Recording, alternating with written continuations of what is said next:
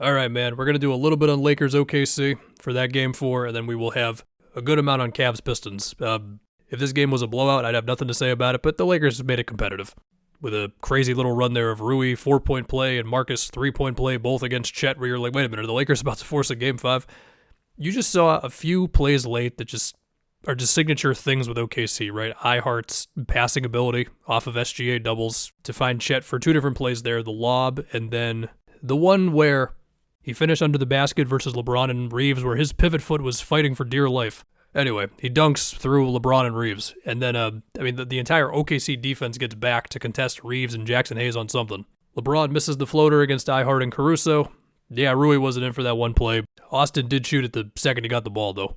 And then AJ and SGA just making difficult shots down the stretch. I mean, what AJ Mitchell has done for this team on the salary that he's on, and especially with J-Dub just being out, unbelievable. Do I have any more Lakers thoughts? Not a whole lot. I mean, look, as far as their offseason, besides hopefully finding a center, we'll see what happens to LeBron. As far as Austin, I mean, yeah, he's not good enough to be a number 2 dude on a title team. I should have just said that in the last video. And so hopefully an extension would reflect that. It'd be a huge win for the Lakers to keep him on a deal that was paying him less than $30 a year. Not sure that's realistic. I've seen some Laker fans say just let Austin walk. If you let Austin walk, then you lose the asset, which means you can't use him as an asset to acquire a better player. But he's going to ask for over 30. We'll see Luka again next season. I don't think that was LeBron's last game, but in case it was, I had an amazing time all these years. He'll be back next season. All right, man, the Cavs tied up a 2-all, an insane third quarter run, an insane second half by Donovan Mitchell. This is the second game of the series where the free throw disparity is obscene from one team to another. Game 1, it favored the Pistons. This one, it favored Cleveland. And I swear I'm not trying to start anything. Like, I want to talk about this game. The Cavs outplayed the Pistons. I will just say, I've looked at ESPN, I've looked at NBA.com. Unless I'm missing something, I don't think there was a foul called on the Cavs in the whole first quarter. Like, how often does that happen? The Pistons led the league in fouls per game this year. I'm not surprised when they foul.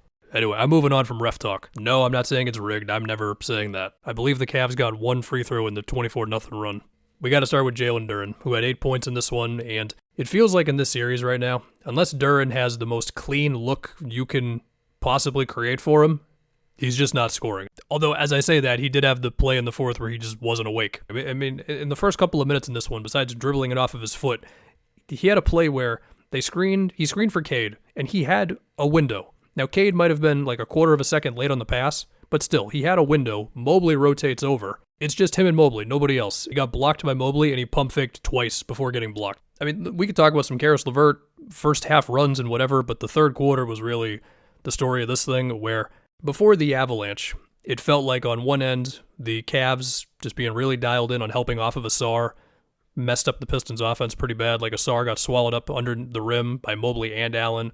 Another time where Mobley deflected the pass that Cade was trying to make around the free throw line, helping off of Asar from the corner. I mean, there were a couple of plays where just the pressure or the Piston spacing was kind of off. Like, there was one where I think Tobias and it might have been LeVert were too close to each other in the corner. So as Mobley helped to Cade under the rim on a drive, it was very easy for Donovan Mitchell to just stand at one spot and effectively guard both at the same time. So he stole the skip pass. And just in general, the Cavs having Allen or Mobley, it felt like a little more of Allen in this one, though, just higher up on Cade screens. It's just making everything a little tougher. I mean, one of those turnovers, he was way up there on Cade in the third quarter. And then on the other end, we saw some more of Harden and Mitchell putting Duncan in actions, and the Pistons don't want to give up the switch all the time. And so for one of them, Duncan just stayed on. It might have been like Sam Merrill, I don't remember. And then Harden got by Asar. And then the other one, Duncan's trying to avoid the Mitchell switch, but Cade couldn't get around Dean Wade, so Duncan was like, oh crap, I have to switch, but by that time there was too much daylight, and so Mitchell got a 3. And then eventually Mitchell just got red hot, and it's just 3s on Tobias, blow by on Tobias, clear sides, whatever. And then it feels like in general, Harden is just doing more of his work early on possessions, like Mobley was just a good outlet in the middle of the floor, dunker spot, whatever, and Jalen Duren still not being a scorer like that. And I mean, in this game, it was Karis LeVert magnet ball. He was kind of unbelievable the first few minutes, really. Before things went bad, Cade was looking really good, just getting like Mitchell or Harden on switches and then making his step back like 14-footers. And then Paul Reed was the genuine bucket getter there when he went in for Duren. And so that was kind of the story of the Pistons offense. And I know they made it a little closer as it went, but once Strus got the 8-second call on Cade, at that point, it felt like it was kind of over. And so now we have a best of 3.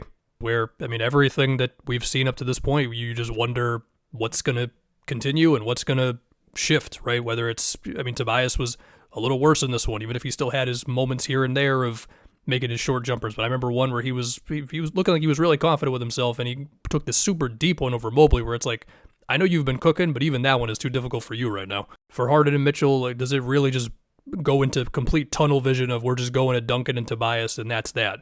Can the Pistons, as we talked about in the Magic series, can they find some sets to free up Duren for something around the rim? I mean, I still have those 3 dunks at the end of Game 2 in my mind when they put the spacing lineup around those 3, and that's the best Duren's looked as a scorer, at least, in this whole series and honestly for this whole playoffs. There's the push and pull of Asar out there for his defense versus they can help off of him and clog the paint like crazy. And then it becomes like, how much is Mobley helping off of Tobias if that's how it lines up, at least in a time when he's not guarding Duren? And obviously Tobias is playing well. It's been talked about enough, but his 3-point volume is usually not very high. And as always, it's Cade versus all this defensive pressure. And all right, man, we'll see how it goes. I mean, my pick before the series was the Pistons, and Pistons in 6 would have been a very normal prediction for this series. So we'll just see, man. But yeah, Donovan, he went crazy tonight, and he can go in these modes where you just feel like you can't do anything besides throw a double team on him to have a chance to stop him. So yeah, that's it.